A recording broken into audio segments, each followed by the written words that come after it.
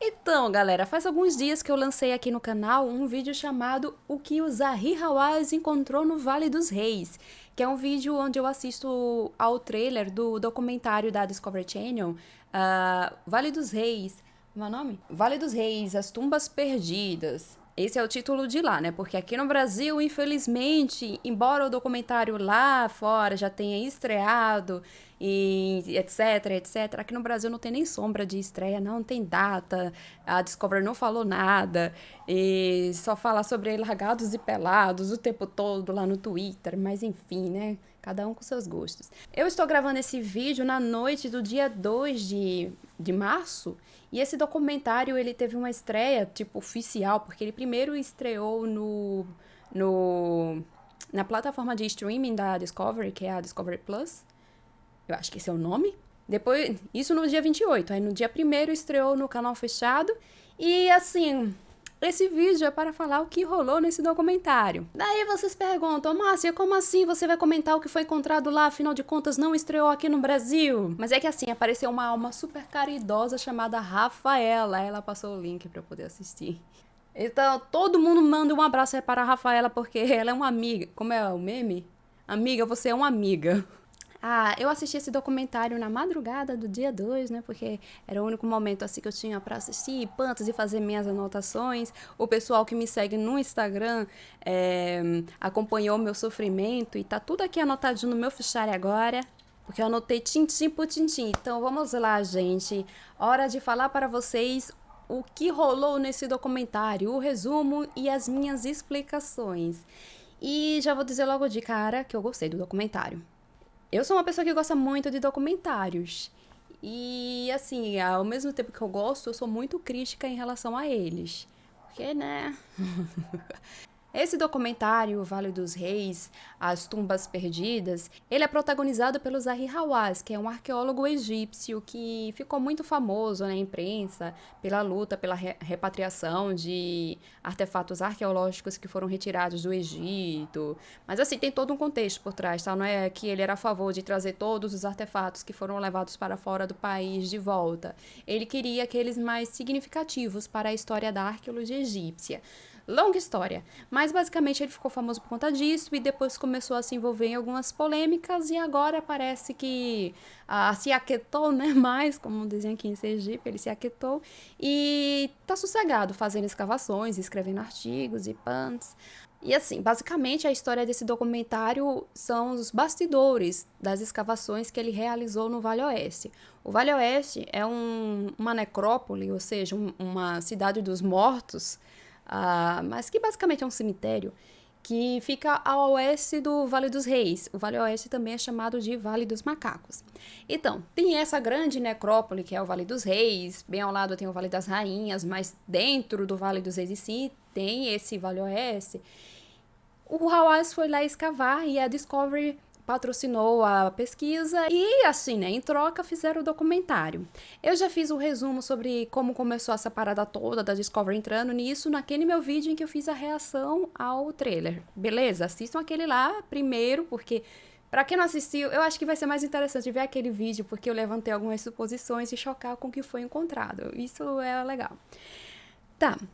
O Vale dos Reis, ele é uma necrópole onde foram sepultados os faraós de uma época do Egito Antigo que nós chamamos de 18ª dinastia, que fica no Novo Império. Minto, eu falei só 18ª, mas também teve faraó da 29ª e da 20ª dinastia que foram sepultados lá. Ou seja, é uma grande necrópole voltada para sepultamentos de faraós do Novo Império.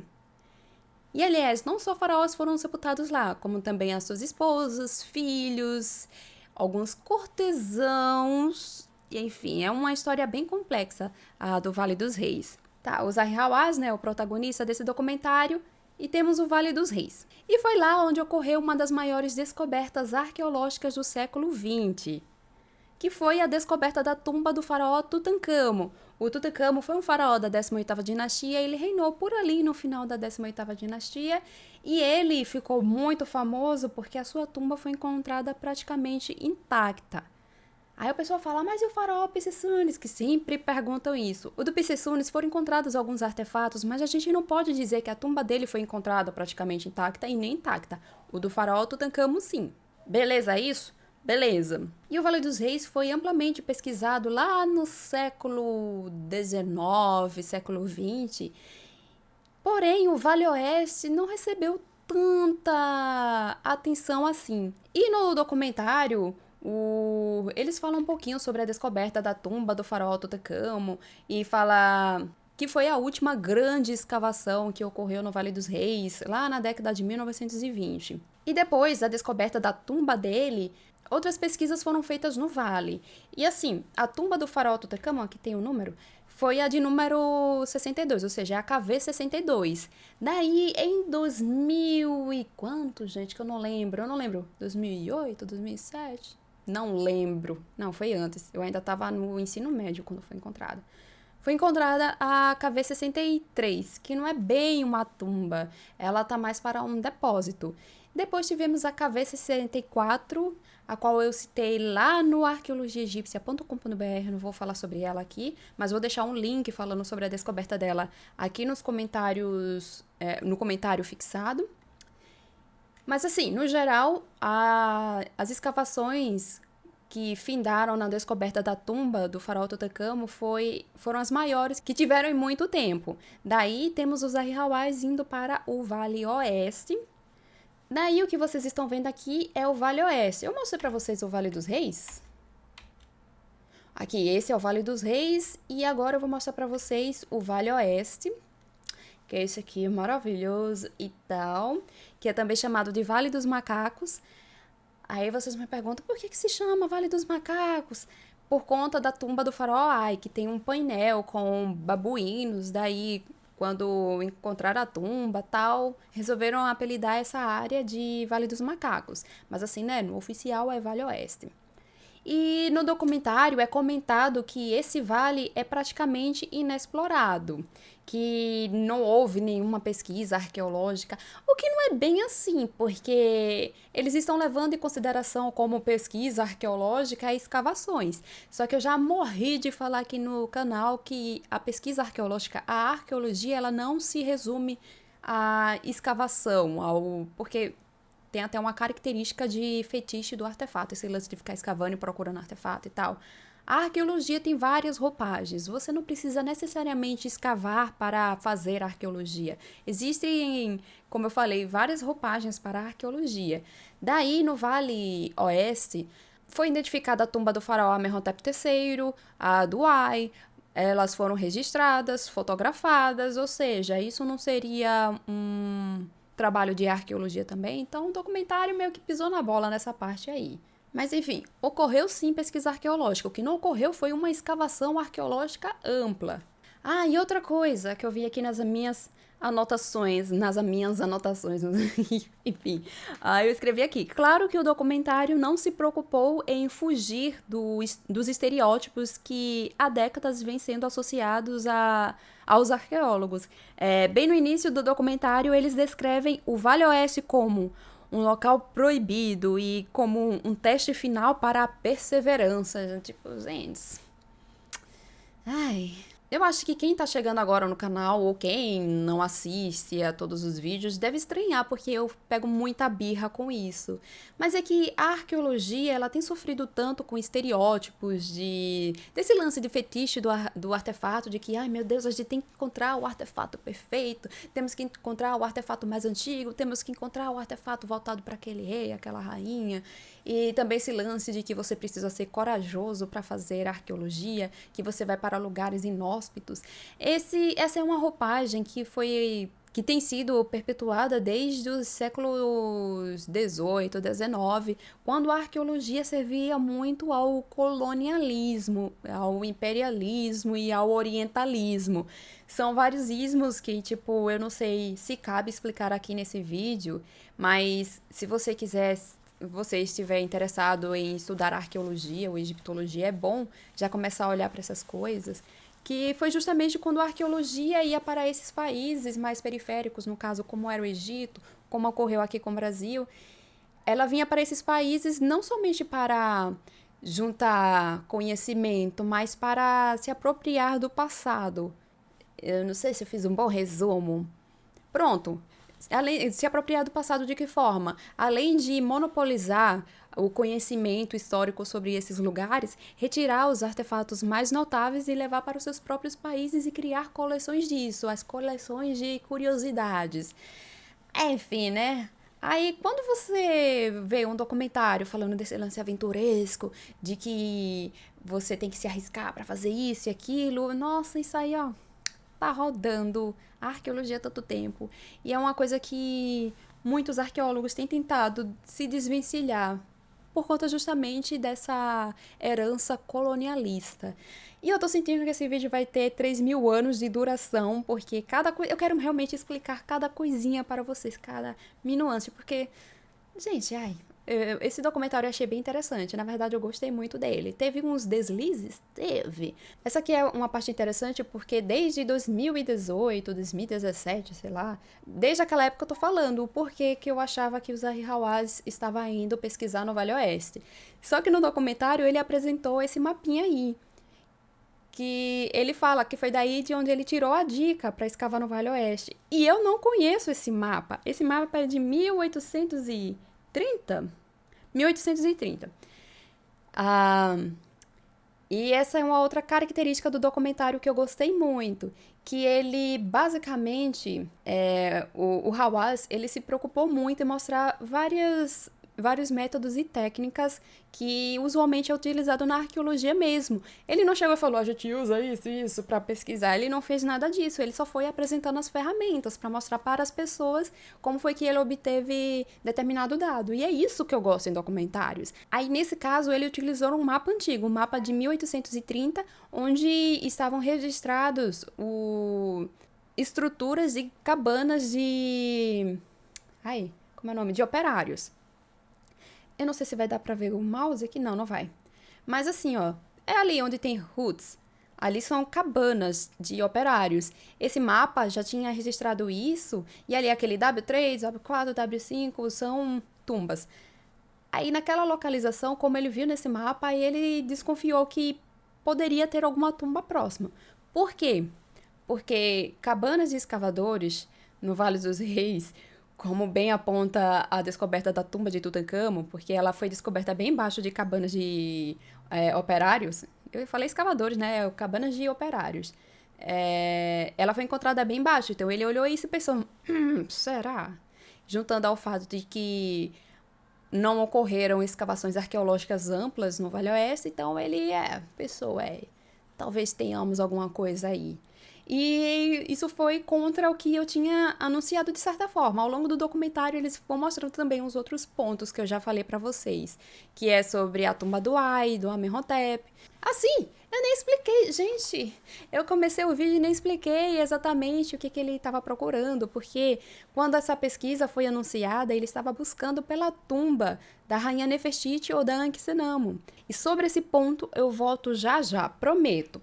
Como eu disse, eu vou seguir a cronologia do documentário para que vocês se sintam vendo as novidades do que rolou lá aqui comigo. E assim, enquanto lá no final de 2017, 2018, eu acho que são essas datas mesmo, eu falei que que o Hawass estava anunciando que estava procurando pela tumba da Ankhsenamun, esposa do Tutancâmon, ou da Nefertiti, a mãe da Ankhsenamun. No documentário, eles focaram muito mais na Nefertiti. Tudo era, será que vamos encontrar a tumba da Nefertiti? Ela deve estar por aqui em algum lugar. Eu estou achando que por conta disso e disso, a tumba dela está por aqui. Ou seja, esqueceram Ankhsenamun no churrasco real oficial. E falando em Ankhsenamun, deixa eu só vender meu jabá rapidinho aqui. É que eu apresentarei uma palestra sobre a Ankhsenamun. Cadê aqui? Ankhsenamun, o que já se descobriu sobre a esposa de Tutancâmon. Eu vou apresentar essa palestra no dia 10 de março. Caso você queira participar, queira assistir, né? É só comprar o ingresso no link que eu estou deixando no comentário fixado.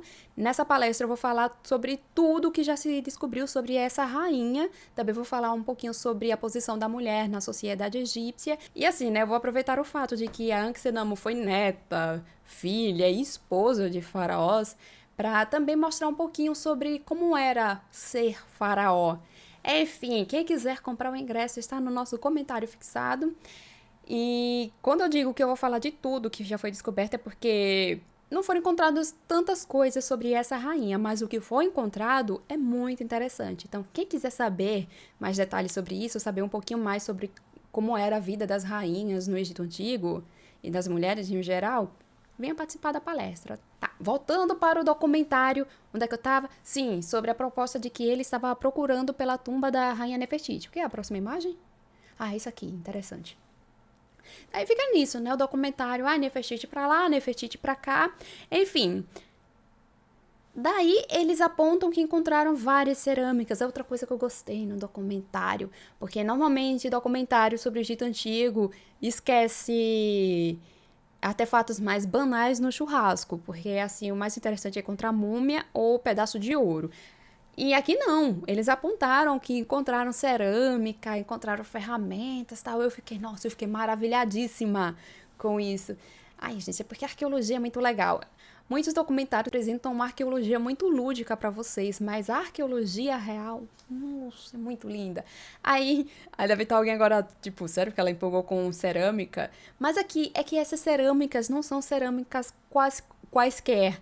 É que essas cerâmicas possuem uma pigmentação azul que é muito rara e que começou a ser utilizada no Egito a partir da 18ª dinastia e que foi amplamente utilizada durante o reinado do faraó Amenhotep III. Assim, uma aulinha rápida sobre a linhagem de Tutancâmon, do faraó Tutancâmon, aquele famoso porque a tumba foi encontrada intacta. Temos Amenhotep III, guardem esse nome, e temos a rainha Ti. Eles dois casaram e tiveram Amenhotep IV, que mais tarde mudou seu nome para Akhenaton. O Akhenaton, ele se casou com a Nefertiti, a qual tem vídeo sobre ela. Aliás, tem vídeo sobre Akhenaton e Nefertiti aqui no canal e um vídeo exclusivo sobre ela aqui no canal. Link no comentário fixado ou então no card, não sei. Eles se casaram e tiveram 6 filhas. Dentre essas filhas tem a Ankhesenamo, que casa com Tutancâmon, que provavelmente é filho do Akhenaton, e tem a Nefertiti como madrasta. Certinho? Anotaram isso? Beleza. Esse tipo de azul, que é um azul mais clarinho, eu não sei qual é o nome. Em inglês eles chamam de azul pálido, eu acho. Ele era amplamente utilizado na época de Amenhotep III. Então isso empolgou muito a equipe e me empolgou também, porque eu me empolgo com tudo de cor azul que aparece no Egito, porque normalmente significa algo sagrado. Tá, eles encontraram essa cerâmica que tem essa coloração azul muito, muito especial. E uma coisa que eu ia quase esquecendo de falar, ainda bem que eu vim ler aqui as minhas anotações, é que, de acordo com a equipe, os estudos deles, né, as análises dessas cerâmicas, apontam que elas foram utilizadas pelos construtores das tumbas e elas foram datadas como pertencentes à 18ª dinastia. Márcia, como é que eles sabem a datação das coisas?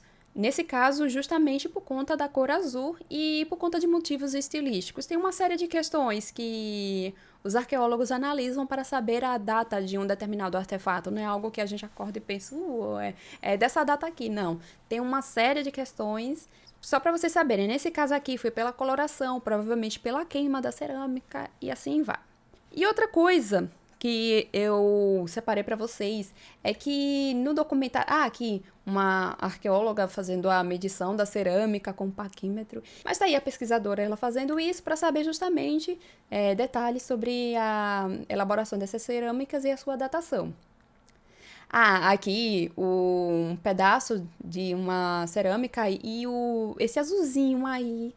Eu acho que vocês vão conseguir enxergar, não sei, depende aí, né, da coloração do monitor do celular de vocês. É esse azulzinho aí. A presença desse azul novamente, tá os desenhinhos, que tipo tem esse negocinho que parece uma flor. Aí o azulzinho tá por ali, no meio, entre as linhas e pans. Mais cerâmica com essa tonalização de azul. Eu ainda quero falar sobre a cor azul na antiguidade, porque é um assunto bem interessante. Eu acho que o meu amigo Pedro Loz, eu acho que ele já chegou a fazer um vídeo sobre a origem da cor azul. Aí no documentário eles apontam que, tipo, esse azul era tão característico da época de Amenhotep III, que está presente até mesmo na tumba dele. Na parede, porque essa imagem aí não tá boa pra ver isso. Falhei feio com vocês, hein? Mas, tipo, a parede, quando a câmera ela se afasta um pouquinho, dá pra ver que tem esse azulzinho meio clarinho. Oh, esse aqui é muito bom. Ai, gente. Vou dizer pra vocês que quando eu tava assistindo esse documentário, eu fui fazer alguns stories. Depois eu apaguei, né? Pra não dar spoiler pra muita gente. Mas quando eu vi esse negócio, gente, eu me emocionei. Eu me emocionei real. Isso aí que vocês estão vendo é uma das cabanas que o Hawass encontrou, a equipe do Hawass encontrou. Porque lá naquele mapa de 1830 não tinha lá as cabaninhas e tal, então ele encontrou mais cabanas. Foi nesse momento aqui que eles anunciaram quanto foi? Sim, eles encontraram 30 cabanas, tipo, começou com 3, aumentou um pouquinho até que chegou a 30 cabanas. E essas cabanas, eles guardam um mistério de qual era o sentido delas, para que elas eram utilizadas. E eu fiquei muito emocionada quando eu as vi, porque no vídeo que eu publiquei aqui para vocês, eu acho que lá pro final eu comento que tomara que eles encontrem algo a ver com a vida no Vale dos Reis. Eu falei alguma coisa assim. E eu sempre desconfiava que teriam mais indícios e pessoas vivas trabalhando no vale. Eu não digo trabalhando somente fazendo tumbas, mas fazendo altas atividades, que ali existia toda uma dinâmica social. Pronto. Eu acho que é a melhor colocação do que uma vida no Vale dos Reis. Toda uma dinâmica social ocorrendo ali. E o pessoal sempre tá focando nas tumbas, tumbas, tumbas e quase não olha para esse lado do trabalhador comum. O que ele fazia, o que ele comia, as piadas que eles faziam, onde tiravam soneca e tal. Daí, quando ele mostrou isso, eu fiquei, não. Eu queria estar escavando aí. Vá-se embora, Hawass. Deixa eu ter dinheiro e uma equipe para eu escavar aí. Por favor, vá-se embora.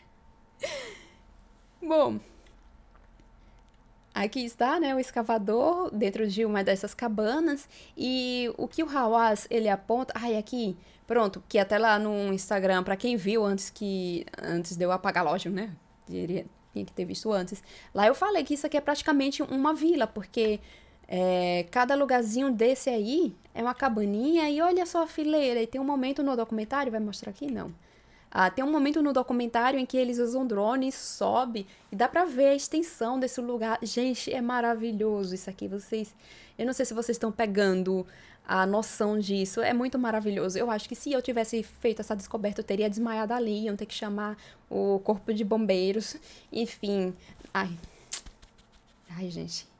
Aí, a princípio, eles acharam que poderia ser morada das pessoas aí no Vale dos Reis, o que poderia ter algum sentido, poderia, né? Sei lá, mora próximo do trabalho, mas só que o Hawass apontou uma coisa muito importante, que essas cabanas, elas são muito pequenas para uma família viver, porque normalmente os construtores de tumbas viviam com a família. Até porque até a família chegava a participar das atividades. E ele disse, é muito pequeno para viver família e tal, comparado com Del El Medina, que é essa cidade aqui, a cidade dos construtores de tumbas, que fica por ali na região de Luxor também, porque o Vale dos Reis fica por ali, Luxor, Pants. Aí tem Del El Medina, que é muito famosa por ser uma cidade onde viviam os construtores de tumbas do Vale dos Reis e do Vale das Rainhas.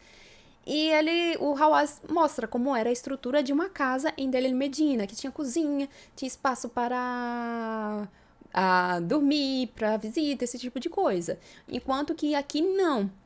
Daí, nesse meio tempo, eles apontam que uma outra descoberta foi feita lá no Vale Oeste, bem no local onde estão essas pequenas cabanas de operários, que é essa pedra aí com esse furo no meio.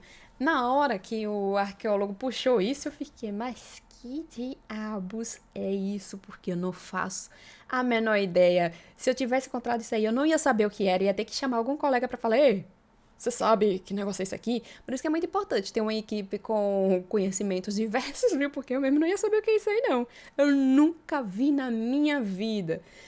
Mas aí eles explicam que isso aí é uma ombreira de uma porta.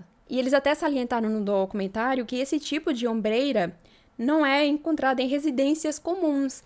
Então eles ficaram pensando por que que tinha esse tipo de ombreira tão grande nesse local. E eles começaram a fazer perguntas a partir disso aí. E é onde entra aquela parada que eu sempre estou falando para vocês, uma coisa que nós chamamos de contexto arqueológico. Para tentar entender porque essa ombreira, porque essas cabanas de operários tinham ombreiras tão grandes como essa, eles começaram a olhar todos os outros artefatos que foram encontrados no entorno. E dentre esses artefatos estava essa agulha de bronze, que o arqueólogo que apresentou essa parte, ele fala que esse tipo de agulha era utilizado para fazer roupas. Então, assim, ele propõe que ela foi utilizada para fazer roupas para os faraós, né? Roupas que seriam deixadas nas tumbas. Enfim. Outra coisa que eles encontraram... Peraí, deixa eu ver se tem mais alguma coisa aqui sobre essa agulha. Não, basicamente ele fala isso. Aí tem essas continhas aqui que eu acho que no documentário ele não fala do que é feito, a pedra que eles utilizaram. Aí ele começa a especular que essas continhas poderiam ter sido feitas, porque ele até aponta que elas não estão terminadas.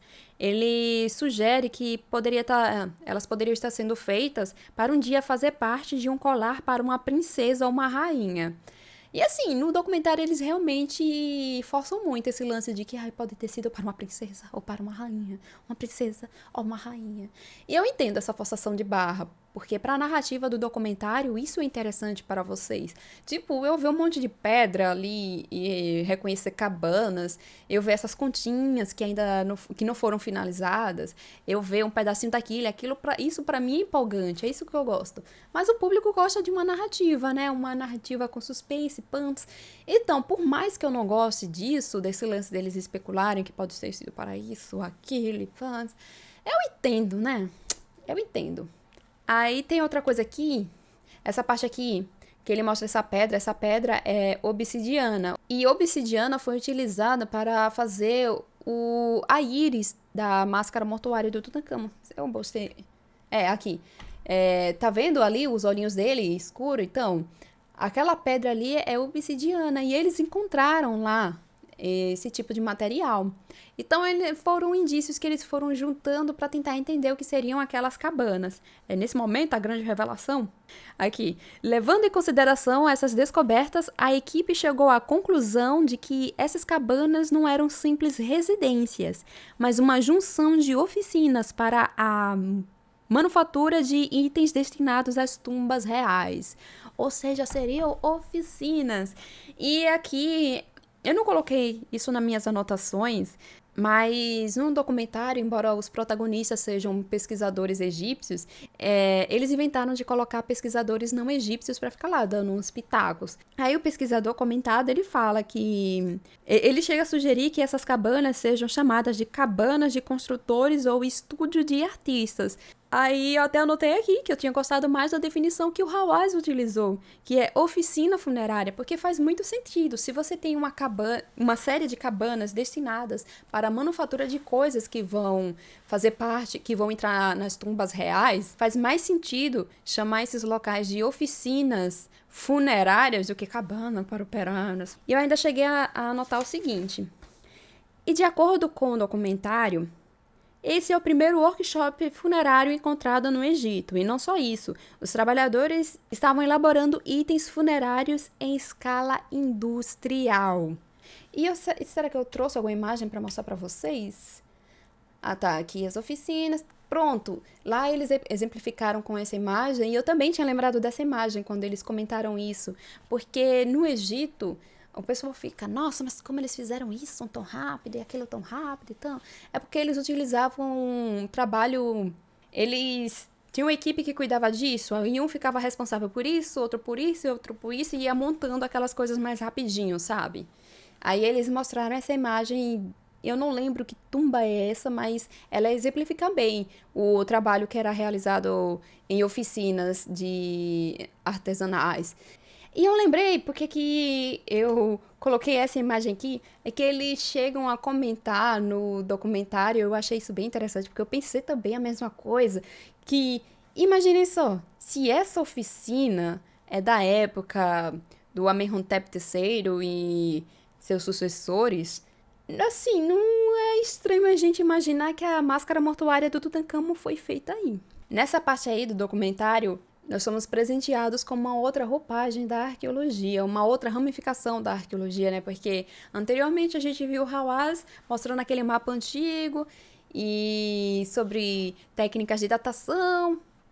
Tipo, ele não mostrou, mas assim, como eu sei, né, algumas coisas ali, alguns detalhes, estou aqui para explicar para vocês. No documentário, basicamente, ele falou sobre o uso de mapas antigos para procurar sítios arqueológicos, como datações de cerâmica são feitas, e aqui meio que ele falou um pouquinho sobre a arqueologia da paisagem. Ele não falou aqui vamos aplicar a arqueologia da paisagem, não. Eles basicamente falam que vão, como é que eles falaram? Qual foi o termo? Tem aqui? Será que eu anotei? O narrador do documentário fala que Zahri encontrou pistas escritas nas faces dos penhascos. É um modo bonito para se falar que ele utilizou da geologia para procurar indícios de fraturas no Vale dos Reis, ou indícios de manipulação humana, mas aqui nessa situação ele vai falar sobre as fraturas naturais que existem nas rochas do Vale dos Reis. Eu não vou saber explicar muito bem sobre essa parte de geologia porque não é a minha área, mas basicamente eu trouxe alguma foto disso? Essa tá mais ou menos. É que assim, essas fraturas são rochas mais frágeis. E assim, o Vale dos Reis é cheio de tumbas, né? Tanto que foram identificadas 64 tumbas, já perdendo as contas. E por muito tempo se perguntou como é que essas tumbas estão inteiras até hoje, já que o Vale dos Reis é cheio dessas fraturas naturais, que são rochas mais frágeis mesmo. E o que se chegou à conclusão é de que os egípcios tinham sacado que não era bom tentar escavar naquele local, porque senão ia cair muita pedra na sua cabeça. E eles começaram a aprender a procurar essas fraturas naturais, esses locais onde a rocha era mais frágil, e se afastar desses espaços. E é aí onde entra o lance da arqueologia da paisagem, que o Hawass utilizou, mas não nomeou, né? Até porque ele não é obrigado, é um documentário voltado para o grande público. Mas o que ele fez foi utilizar fotografias aéreas, que é outra ferramenta que é utilizada muito na arqueologia, que é tirar fotos aéreas de sítios arqueológicos ou propensos sítios arqueológicos para procurar detalhes que poderiam denunciar que ali tem o sítio. Daí, deixa eu tentar explicar direitinho para não ficar confuso. O Hawass, tendo em mente esse lance dessas fraturas naturais no Vale dos Reis, ele pensou, já que os egípcios antigos, eles sabiam identificar essas fraturas e eles se afastavam delas para poder escavar as tumbas tão fundo, então eu vou procurar os espaços no Vale dos Reis onde não tem essas fraturas, espaços que fiquem bem longe delas. Então foi quando ele chamou essa equipe e eles fizeram imagens aéreas do Vale dos Reis, do Vale Oeste, perdão, e ele começou a procurar por um espaço que, ficasse entre essas fraturas, porque, usando a lógica egípcia, lá estaria uma tumba. Então, essa parte branca aí que vocês estão vendo são fraturas que eles identificaram, então resolveram escavar no meio delas. Beleza? Certinho?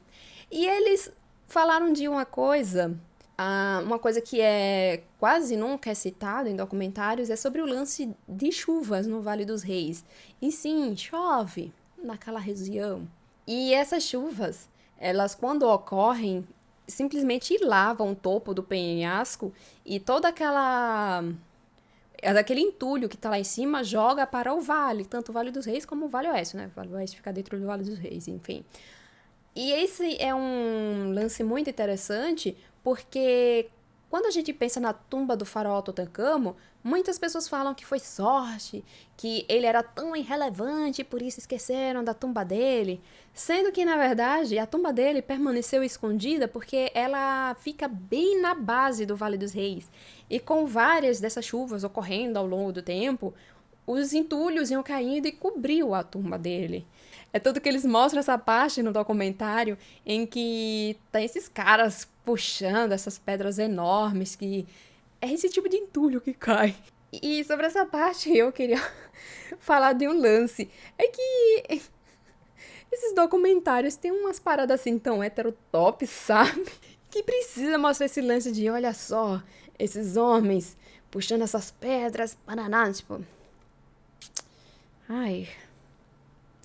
E o mais interessante é que fica mostrando esses caras arriscando a vida pra fazer isso, pants.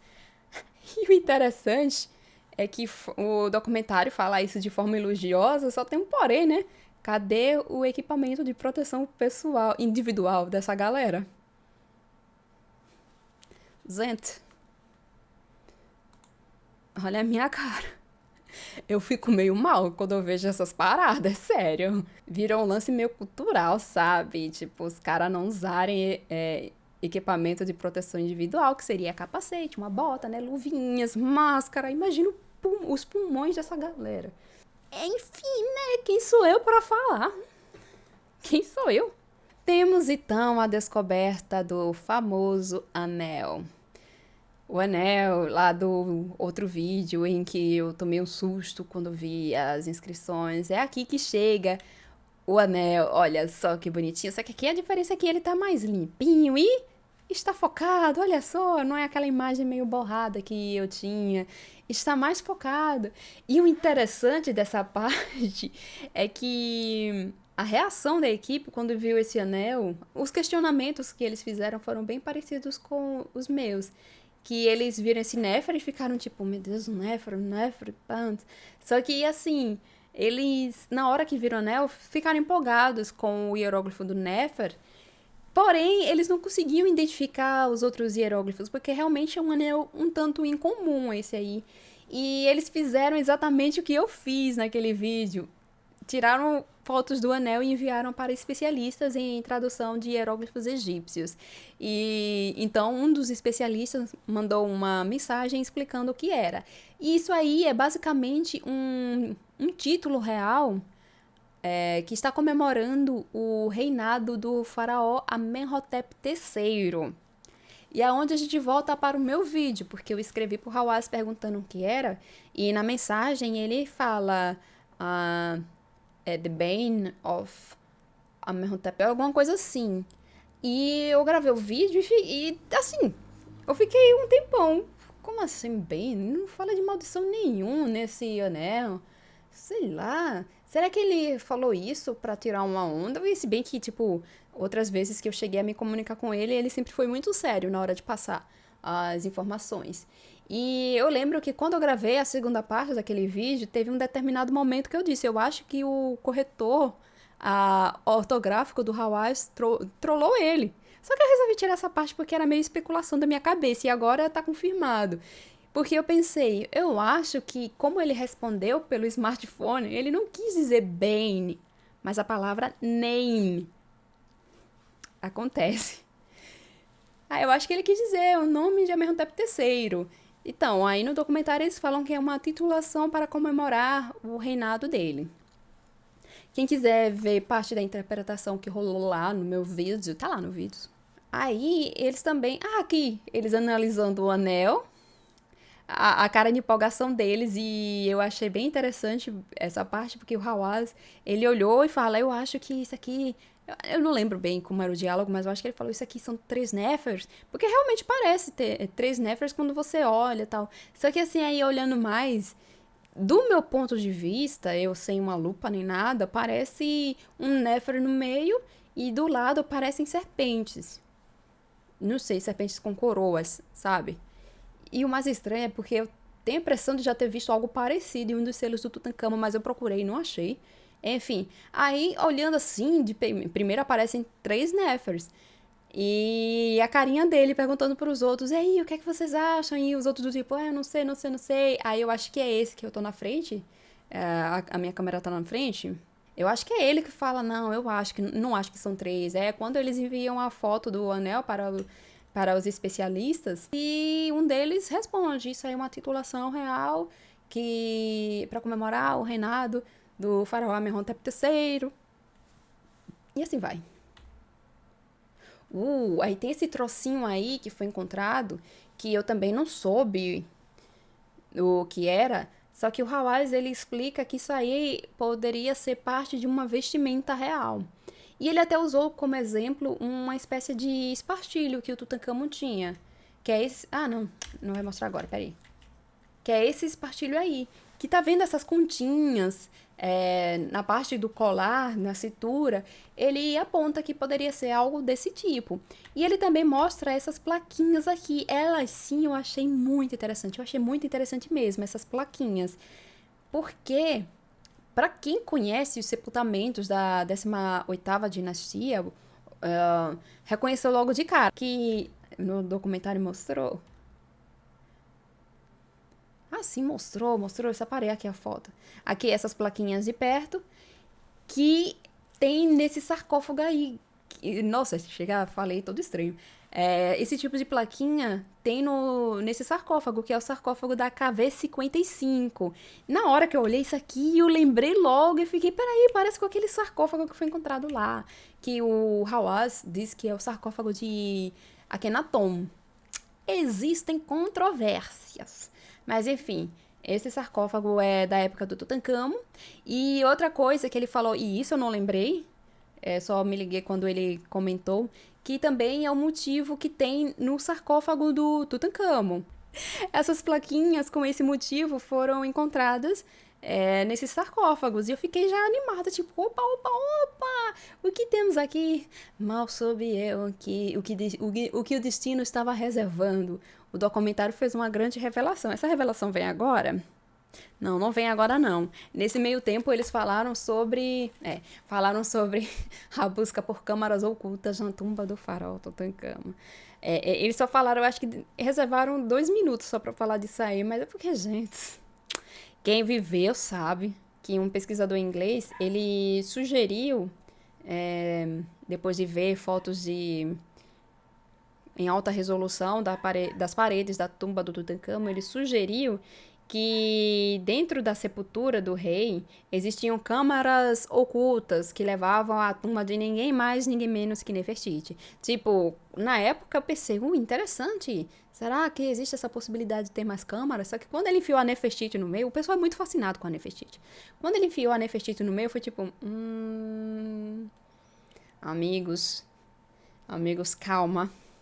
Calma, amigos, é sério. Porque tudo vocês têm que enfiar Nefertiti. Os caras têm esse fascínio de enfiar Nefertiti em tudo quanto é lugar. Mas eles falaram rapidamente disso aí e falaram que não fizeram várias pesquisas lá e não encontraram nada. Tem um vídeo aqui no meu canal em que eu acompanho esse rolê. Procurem aí no canal porque vocês vão encontrar. Tá, eles falam rapidamente dessa pesquisa. E o Hawass, eu não sei se foi a essa altura aí do campeonato ou se ele já tinha dito antes, que o Hawass, ele fala da suposição de que a tumba do Ai seria, na verdade, reservada anteriormente, né, para o Tutankhamon. Uma coisa que eu já falei lá no meu vídeo também, o meu vídeo anterior. E aqui ele também fala que acredita que o que eles estão procurando no Vale Oeste é a tumba da Nefertiti. E diz que acha que é a tumba dela que tá por ali por perto, porque ela é a filha do faraó Ai, quem foi sepultado aí dentro. Só que assim, né, ele sempre afirma que Nefertiti era filha do Ai, só que é uma coisa que nem todo egiptólogo concorda. Eu tenho que deixar isso claro para vocês. Beleza? Assim, aí eles também mostram que eles descobriram um outro anel. Aí eu pensei, opa, mais um anel com inscrição. Não, infelizmente não tem nenhuma inscrição, mas ele por si só já conta uma historinha, o anel, né? Porque esse anel aí, tem ele de perto? Tem, mas minha câmera na frente. Mas eu vou mostrar depois outra imagem onde dá pra ver ele de frente. Esse anel, ele é feito de prata. E a prata no Egito era muito, mas muito rara. Era um material que eles precisavam importar. E ela era extremamente valiosa, era muito mais valiosa do que ouro. E os egípcios, a tradição religiosa deles, diziam que a pele dos deuses era feita de ouro e os ossos de prata. Só para vocês verem o nível de importância que esse material tinha. Aí, temos aqui a imagem de frente do anel. Daí chega aquele momento, mais uma vez, no documentário, onde rola uma pequena forçação de barra, onde eles falam... Ui, bati no microfone. Onde eles falam, esse anel é tão pequeno, ele certamente pertencia a uma mulher. É mesmo, é? Eu achei bem forçação de barra, galera. Na moralzinha, eu achei bem forçação de barra. Tipo, é pequeno, pertenceu a uma mulher. Aí essa parte, tipo, entrou aqui e saiu do outro lado, porque, por favor, gente, por favor. E se foi um homem pequenininho? Mas uma parte interessantíssima que eles apontaram é sobre o motivo estilístico. Eu acho que o motivo estilístico desse anel. Olhem bem que, tipo, ele tem essas curvinhas, tal. Eu não sei se estavam tentando imitar uma flor de papiro, enfim. E tem essas curvinhas. E eles falaram que elas pareciam muito os motivos de desenhos que existiam em Malcatar, que é o local onde foi construído o palácio de Amenhotep III. Lembra Amenhotep III? Esposo da rainha Ti, que era o pai do Amenhotep IV, que virou Akhenaton em Pantes. Então, o palácio dele tinha muito desses motivos meio... fazendo esse caracolzinho. E quando eles falaram, foi tipo, isso sim é interessante, senhoras e senhores. E olha aí a cor azul novamente. Ok, essa parte aqui, eu separei essa imagem porque, mais uma vez, temos o quê? Ausência do quê? Do quê? Do quê? Vai ganhar um suco de laranja e uma coxinha de catupiry. Quem escrever nos comentários o que é que está faltando aí? Vamos lá, 3 segundos, 1, 2, 3. Mais uma vez, temos imagens dos caras sem equipamento de proteção individual. E mais uma vez eu digo, quem sou eu para reclamar, né? Só sou uma jovem arqueóloga e youtuber do Brasil. Mas isso me incomoda. Porém, eu separei essa imagem não para ficar falando mais uma vez sobre a ausência do equipamento e tal. Aliás, quem sou eu para falar enquanto no Brasil também tem gente que não vai com um equipamento de proteção individual, hein? Joguei aí. Eu separei essa imagem porque, mais uma vez, estão eles tirando essas pedras enormes. E foi interessante... Será que eu trouxe mais imagem disso? Não. E é interessante que...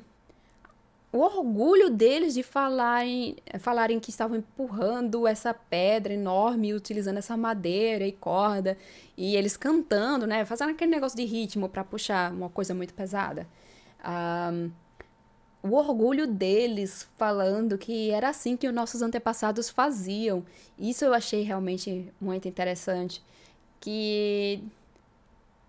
assim, eles se orgulharem disso. Ok, que os antepassados faziam isso e ficavam com as costas e os pulmões ferrados, né? Mas, enfim, cada um com seus romantismos aí, né? Mas eu achei fofo. Achei fofo, mas não é porque eu achei fofo que a gente tem que eximir de críticas, né? Mas como eu falei, quem sou eu pra estar falando isso?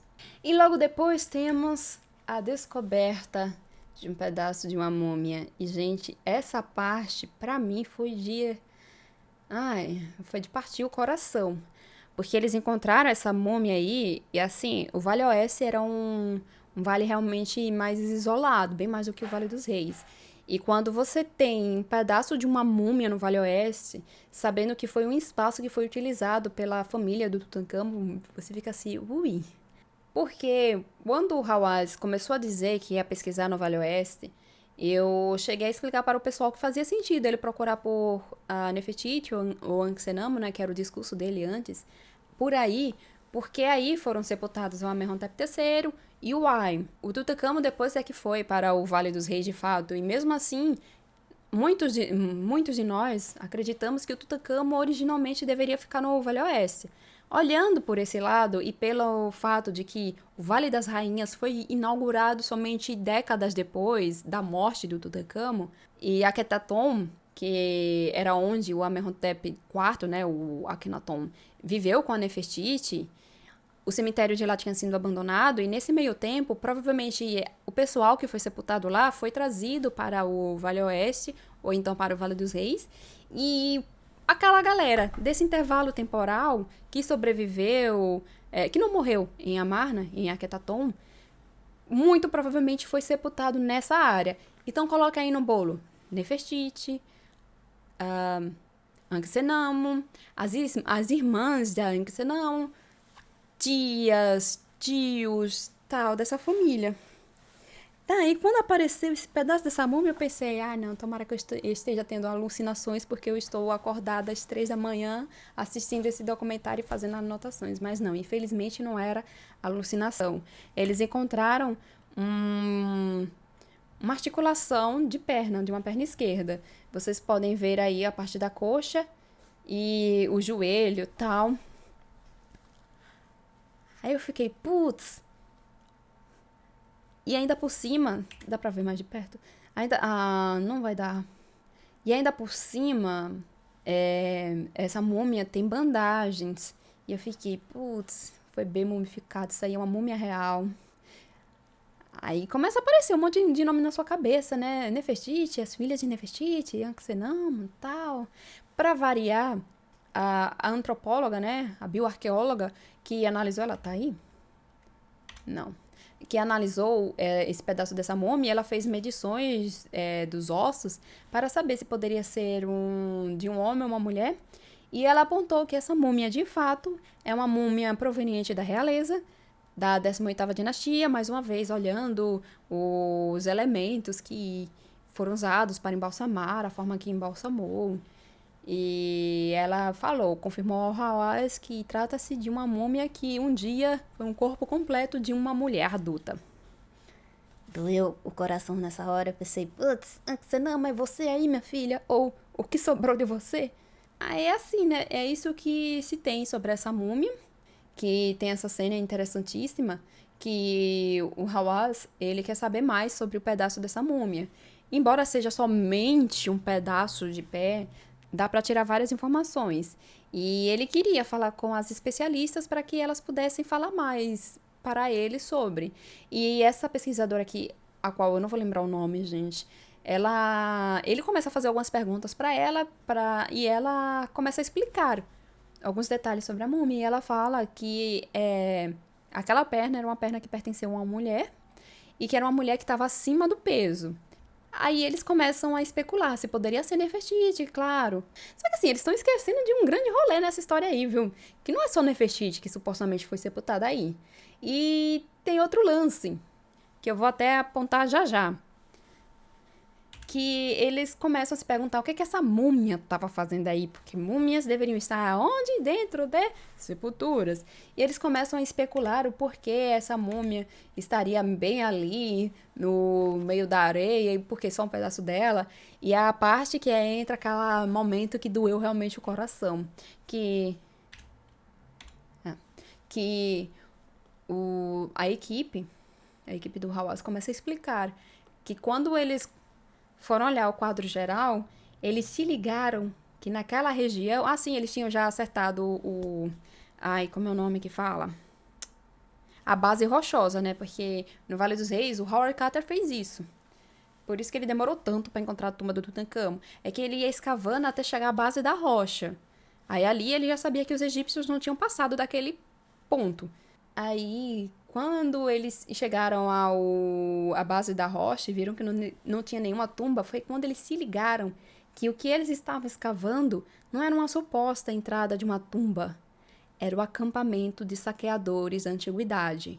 E que naquela região, naquela área onde eles encontraram essas continhas aqui, ó, essas continhas, esse pedaço de ouro, aquele anel com as inscrições, o anel de prata, quando eles começaram a ver todo o quadro geral, ou seja, o contexto arqueológico, eles tinham se ligado, sem contar a múmia, eles tinham se ligado que o que eles tinham acabado de escavar era o local onde o pessoal espoliou a múmia de uma pessoa.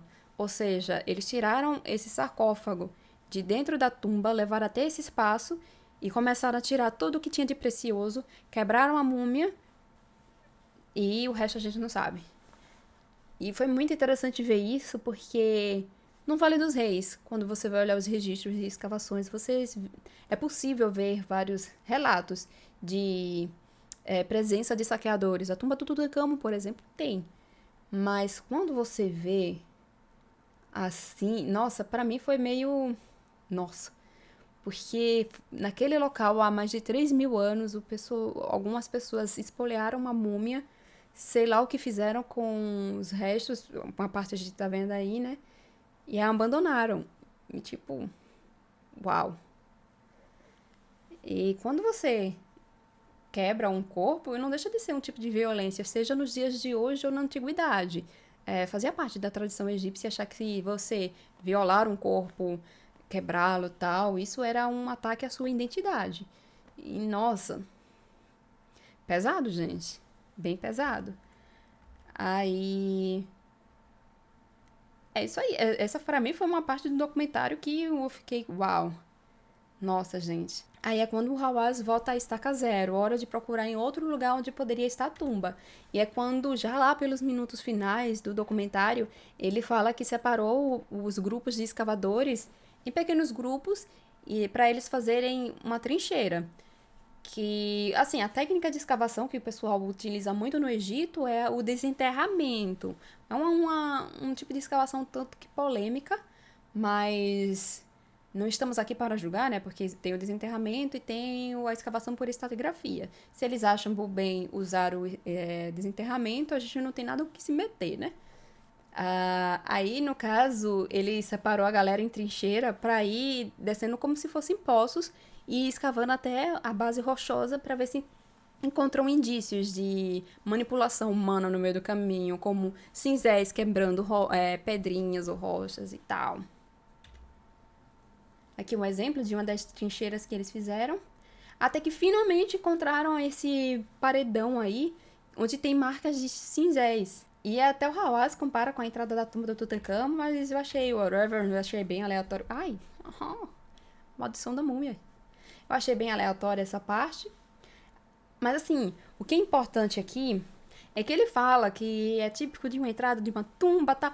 Isso aí aconteceu 3 dias antes de finalizar a campanha de escavação. A arqueologia tem dessas, né? Você se mata de escavar, sei lá quanto tempo, e faltando os minutos finais para você fechar tudo e voltar para casa, aparece uma grande descoberta.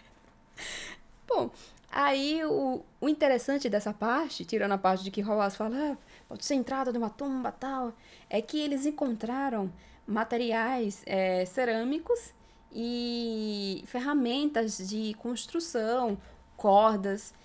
Tipo, quando você vê tanto material desse tipo em um local, é bem promissor. E o Hawaz, ele puxou a atenção para esse pedaço de cerâmica aqui, que ele fala que tem um simbolismo na imagem desse macaquinho. Aí é um macaquinho sentado. E eu não conhecia esse simbolismo, por isso que eu também vou ler aqui agora. Eu não conhecia, então isso aqui serão palavras do Hawaz. Foi encontrado um pedaço de cerâmica com o desenho de um macaco sentado. O animal está com a mão na boca. De acordo com o Hawaz, a posição significa que o macaco está dando direções. Pode ser direções ou então indicações. Que ninguém pode falar sobre a tumba que ali está. Que ali é um lugar especial e ninguém pode falar sobre. Como eu falei, eu não conheço esse simbolismo. Palavras dele. E ele apontou para esse artefato aqui, que ele fala que era uma ferramenta que os pedreiros utilizavam para colocar estuque na parede. Tipo, colocava o estuque e eles iam espalhando. E ele ficou todo emocionado mostrando essa ferramenta. Eu entendo o sentimento, Hawaz. Eu me emociono por algumas coisas bem aleatórias também. Não julguem a gente. Deixem vocês se formarem em arqueologia, ou então quem já é formado aí vai saber como é a sensação. E ele mostrou outra coisa que foi encontrada nessa área, que quando ele puxou, aqui ele mostrando mais de perto a ferramenta, quando ele mostrou, eram esses 2 pedaços de pau aí. Aí eu fiquei, legal. E aí foi quando ele deu a grande revelação, e foi a revelação que fechou o documentário. Eu fiquei, não, eu preciso saber mais. Fala mais dessa campanha aí, meu irmão. Por favor. Ele falou que nesse pedaço de pau, que a equipe encontrou a inscrição Nebtawi. Na hora que ele falou, eu tive um minuto. Que Nebtawi é um termo que significa Senhor das Duas Terras. Tipo, o pessoal na internet, graças a publicações da década de 70, 60 e 70, o pessoal na internet começou a dizer que o nome do Egito na antiguidade era Kemet, sendo que não é. Kemet é a parte fértil. O Egito compreendia. É que assim, como eu vou explicar pra vocês? Hoje a gente divide a geografia de uma forma. Nós criamos, né, essa disciplina chamada geografia, então dividimos as fronteiras, pá. Só que na antiguidade, cada povo dividia o seu território de formas bem aleatórias, de acordo com a forma que eles queriam. No Egito, não é que eles tinham o Egito, ou Kemet, como o pessoal se habituou a chamar na internet. O Egito dividia o seu território em Kemet, a parte fértil, e o Desheret, que é a parte desértica. E assim, quando você fala, porque o pessoal que vivia em Kemet, você está excluindo o resto da população egípcia. Então, por favor, eu sei que vocês falam isso aí na grande boa vontade, mas não, o Egito não é o Kemet. O Kemet é só uma parte do território do Antigo Egito, tá bom? Quando vocês utilizam Kemet, vocês estão excluindo o resto da população, especialmente o pessoal de oásis. Especialmente não, a galera que viveu nos oásis. O que é até irônico, porque o pessoal que vivia no Kemet tinha grande preconceito, uma grande xenofobia contra o pessoal do deserto, dos oásis. Aí a gente tá... A gente não, né? Porque eu não tô falando isso. A galera tá meio que reproduzindo sem querer isso. Enfim, Kemet, Desheret. E eles separavam o território em Alto e Baixo Egito. O Egito unificado, né? Que a gente chama de Egito unificado, o governante dessa região, o faraó, era chamado de Neb-Tawi. E é o que está escrito aí. Pode significar muita coisa, como pode não significar nada. Pode ser mais uma peça aleatória, então pode fazer parte desse grande quebra-cabeça que é o Vale Oeste. Mas enfim, na hora que falou isso, eu pensei, por favor, o que mais, Hawais, você descobriu aí? Por favor, você está sendo meus olhos aí. Aí aqui o documentário finaliza. Isso aqui foi antes da pandemia, tá, galera? Aqui, eles indo já fechar a escavação, aí o Hawais foi tirar foto com os escavadores. Eu achei legal trazer isso pra vocês. Então, galera, é isso aí. Esse vídeo ficou longo, eu sei que ficou longo, mas eu precisava contar titim por titim, porque eu não sei quando é que esse documentário vai vir para o Brasil, não sei se vai vir para o Brasil, quando vai vir para o Brasil, com que qualidade vai vir para o Brasil. Então, pra matar logo a ansiedade de muitos de vocês, resolvi gravar. Espero que vocês tenham gostado desse vídeo, espero que eu tenha passado todos os assuntos abordados tintim por tintim direitinho. E, na real, eu queria muito ter feito uma live pra comentar essas coisas junto com vocês. Eu posso fazer até depois. O lance é que amanhã, hoje é dia 2, né? Dia 3 eu tenho palestra pra dar. Então eu achei que ia ficar meio cansativo eu fazer uma live, porque se esse vídeo aqui der 1 hora de duração, é pouco. Numa live, com certeza, ele ia durar 3 horas. Porque eu ia discutir com o pessoal e tal, mas eu posso depois marcar uma live com vocês. A gente pode fazer o seguinte, se vocês tiverem alguma dúvida sobre o que eu falei aqui, sobre alguma coisa que eu mostrei, ou então alguma curiosidade sobre esse tema, essa pesquisa, vocês podem deixar aqui na área de comentários. E se sair algo legal, eu posso até fazer uma live e conversar com vocês para saber mais sobre isso, sobre o Vale dos Reis, especificamente sobre o Vale Oeste. Eu gosto muito desse sítio arqueológico, gente. Vou mudar o nome do canal para Arqueologia Egípcia de volta só para falar desse sítio. Então, a gente pode marcar uma live depois, beleza? E se vocês gostaram desse vídeo, por favor, deixem um curtir. Caso não sejam inscritos no canal, se inscreva. Mande esse vídeo para os seus amiguinhos que gostam de Antigo Egito, porque eles vão aprender muitas coisas legais. Deixem dúvidas aqui, por favor, caso tenham, né, claro. E tornem-se membros aqui do canal, para ajudar a gente financeiramente, para vir com vídeos muito elaborados, como, por exemplo, o vídeo sobre a descoberta do busto da Rainha Nefertiti, foi feito graças a vocês. Então, caso queiram se tornar membros, é só clicar no botão Seja Membro, ou então apoiar a gente no Catarse, beleza, gente? Bom, vou ficando por aqui, obrigada por assistir esse vídeo, vão lá participar da minha palestra sobre Ankh-Senamun e até mais, gente. Tchau. Descansar porque minha garganta tá me matando agora. Tchau, gente.